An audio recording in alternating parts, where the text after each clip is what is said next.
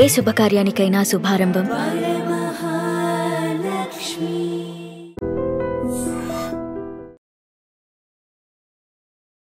Hello viewers, welcome to iDreams Media. వివాహేతర సంబంధం అనేక కుటుంబాల్లో చిచ్చు రేపుతుంది.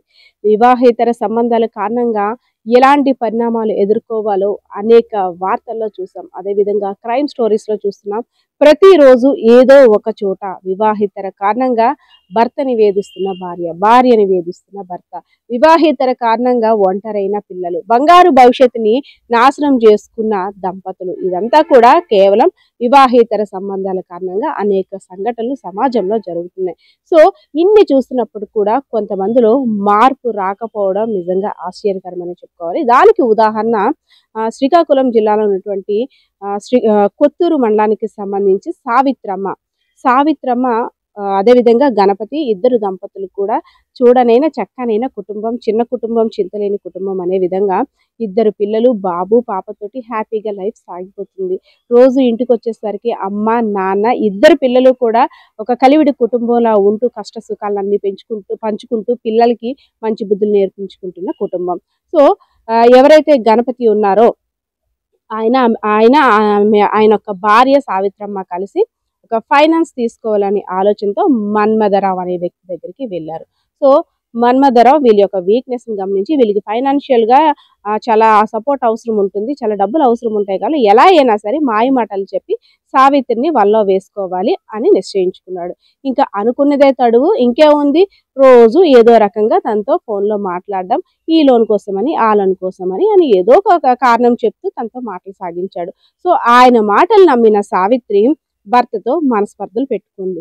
ఎంత బాగా చూస్తున్నా సరే నీ వల్ల ఇలా అయింది అలా అయింది అంటూ రోజు కూడా ఇద్దరు భార్య భర్తలు గొడవలు. సో దాన్ని చూస్తున్న పిల్లలు కూడా బిక్కు అనుకుంటూ ఈ రోజు ఏం గొడవ అవుతుందో, ఈ రోజు అమ్మ నాన్న ఏమనుకుంటారో ఏంటో రోజులు గడుస్తున్నాయి. సో ఇంకా దీనికి ఇలా ఫుల్ స్టాప్ పడట్లేదని పోలీసుల మధ్య అదేవిధంగా పోలీస్ కేసులు పెట్టుకున్నారు. అదేవిధంగా పెద్ద మనుషుల మధ్య కూడా వ్యవహారం ఇదంతా కూడా చెప్పుకున్నారు. చెప్పిన తర్వాత ఇద్దరు విడిపోయారు.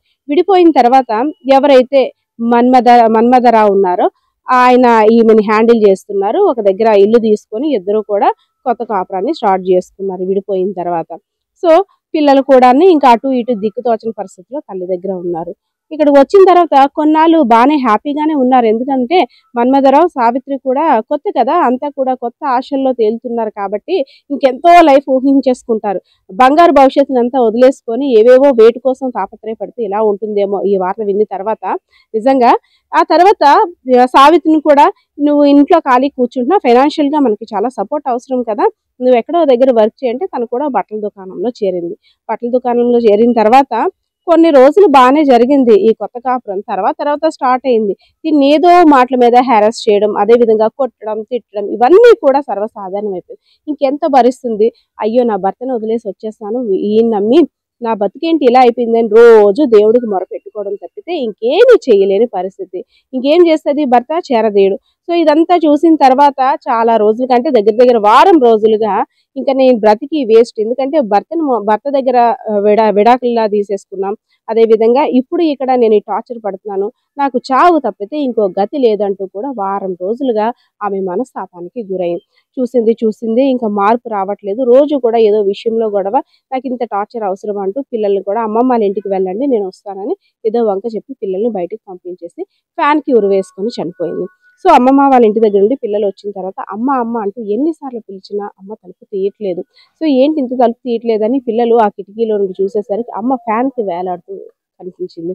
ఆ పిల్లల గుండె పగిలిపోయింది. ఎందుకంటే దేనికైనా ఒక దెబ్బ తగిలినా సరే అమ్మ అని పిలుస్తాం, అలాంటిది అమ్మ అక్కడ చనిపోయి ఫ్యాన్కి వేలాడుతుంది. అక్కడ పరిస్థితి కూడా చిన్నపిల్లలు కాబట్టి వీళ్ళకి అర్థం కావట్లేదు. అందరినీ పిలిచారు అమ్మ ఇలా ఉంది అనేసి. సో స్థానికులు వచ్చి చూసేసరికి అప్పటికే మరణించింది సావిత్రి. ఇది ఒక పెద్ద లెసన్ అని స్థానికులు అందరూ కూడా అనుకున్నారు. ఎందుకంటే ఒక మంచి సాఫీగా సాగిపోతున్న కుటుంబంలో చిచ్చు రేపాడు ఈ మన్మథరావు అనే వ్యక్తి.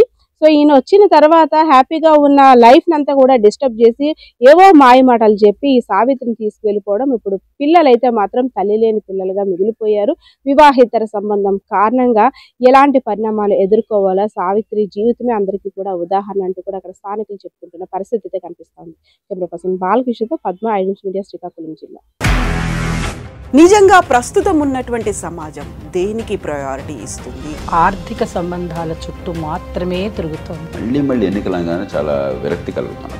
మంచి అనిపిస్తుంది కదా, లేడీస్ కూడా ఛాలెంజింగ్ జాబ్స్ చేసినప్పుడు చాలా బాగుంటది. ట్రాఫిక్ అసిస్టెంట్స్ గా నియమించిన ట్రాన్స్జెండర్స్ అందరితో సాల్యూట్ చేయించుకుంటున్నారు. ఫుడ్ డెలివరీ ఇవ్వటానికి వెళ్ళినటువంటి డెలివరీ బాయ్ అనిల్ పై కళ్ళ ముందు